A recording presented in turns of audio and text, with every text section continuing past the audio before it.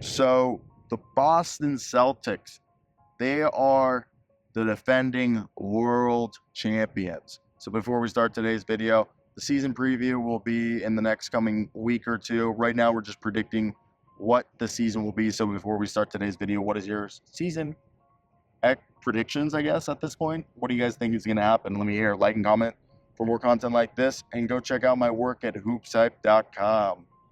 Now, I think if you're a team like the Boston Celtics, did you guys know even though they won the championship, they still lost $40 million? And that's allegedly part of the reason why they're selling the team is that the current ownership group doesn't want to pay the luxury tax and be the ones who have to break up this team. So even paying for like a championship team, it is no longer profitable with how the current cap situation is structured. So for me, in my opinion, I think the biggest thing what you guys have to understand is it's championship or bust. Championship or bust. Because more than likely, this team next year is just going to be like, there's going to be definitely young guys who stay on there and like Peyton Pritchard and stuff, but Tatum and Brown is the future. That's who they're going to pay. And they can pay Tatum and Brown and not be a second apron luxury tax team by, moving off of Porzingis, and we assume Horford would retire. And then I don't know the specifics with Drew Holiday if they could, but you get the whole gist of what I'm putting out there is that regardless of, if they win the championship this year, then it's again, maybe they run back the core, but until they lose, basically like the Warriors, this team is championship or bust. It's just how it has to be. So until how the Warriors dynasty was, until like they know that was the last ring, that like this team ain't running it back, and that it's at its, it's best to like trade what they have for assets before the guys become, not tradable. So again, championship or bust is the expectation at the very least. Now, what do we know in terms of their win-loss? Well, they're expected to be a 58.5 win team. I think this team is definitely a 60-win team. My dad's a Boston Celtics fan. My best friend's a Boston Celtics fan from college because his family's from Boston, but we went to school in Kansas, and he's from Kansas. I'm from Maryland, but I live in Florida. I was born in Minnesota. I was raised as a Timberwolves, Orlando Magic, Wizards fan, and then my dad always had Boston Celtics game on. And I think this team is so disrespected in terms of, they similarly to when the Nuggets won the NBA championship, that for like the whole season we were saying the Nuggets were the best team in the league, and that unless something happens, it was expected that the Nuggets would win the ring, and the Nuggets won the championship. I personally felt like the Boston Celtics were the same exact way. It was the Boston Celtics year. They showed it all year long. It was almost a formality. Like, I felt like unless they choked or something happened, it's Boston should win. And I think this year they're going to be like kind of vengeful, chip on their shoulder, even though they won a ring. And I think Jason Tatum, I personally think Jason Tatum and everybody on the team is going to work for Jason Tatum to be an MVP, or at very least be in the final top three.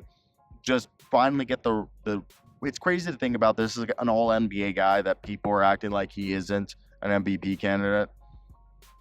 Jason Tatum is arguably the best forward in the league. I will say I am a Jaylen Brown fan. Like, personally, like as a player, I'm more of a fan of Brown just because I like it. I like his game and his demeanor more than Tatum. But you're a buffoon if you don't admit that Tatum is a top 5 player in the NBA. Now, what do I expect the team's lineup to be? I think, again, when Porzingis is healthy, it's going to be the Porzingis.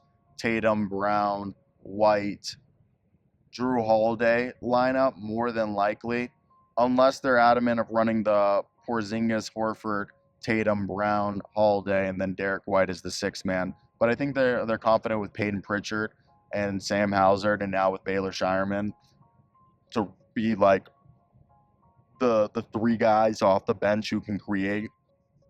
And they also have, their bigs who I love. I think Xavier Tillman and Neemias Queta are slowly gonna, fade out Luke Cornett, and those guys are gonna be part of the team. Their two ways I think are going to be Anton Watson, who is already on a two-way. I think Drew Peterson will be on a two-way, and JD Davison's still on a two-way. But I know Ron Harper, Jay Scrubb, Lonnie Walker, Tristan Enaruna, and Dimitro Skapinstev are all competing for roster spots. Everybody but Lonnie Walker is competing for a two-way, and Lonnie Walker is competing for the 15th roster spot, which they're either going to keep him or they're going to cut it and keep the 14th spot open. I hope they keep him. I think he's perfect, and he could be like a really solid ninth guy in their rotation. I think he's a better option than Jaden Springer and Jordan Walsh or even JD Davis. If I think anybody's out of the two ways are going to get cut, I think Peterson and Watson are safe. I think Davison is the one who could be cut for either Ron Harper, Tristan Enaruna, or Dimitros Skapinstev. But I do think that regardless, with Porzingis in the lineup or not, we know who the starters are. And I think regardless if Derek White in there, like the six guys we know, or I guess in this case, seven guys who are going to be the main rotation is Horford, Porzingis, White, Holiday, Brown, Tatum. I think the next three dudes who will get minutes, who will be impactful, are Peyton Pritchard, Sam Hauser. I think Baylor Shireman will play more than people think. And I think that's like their 10 guys. And if it isn't Baylor Shireman, it's Lonnie Walker is the guy who's going to be playing a lot more than you think.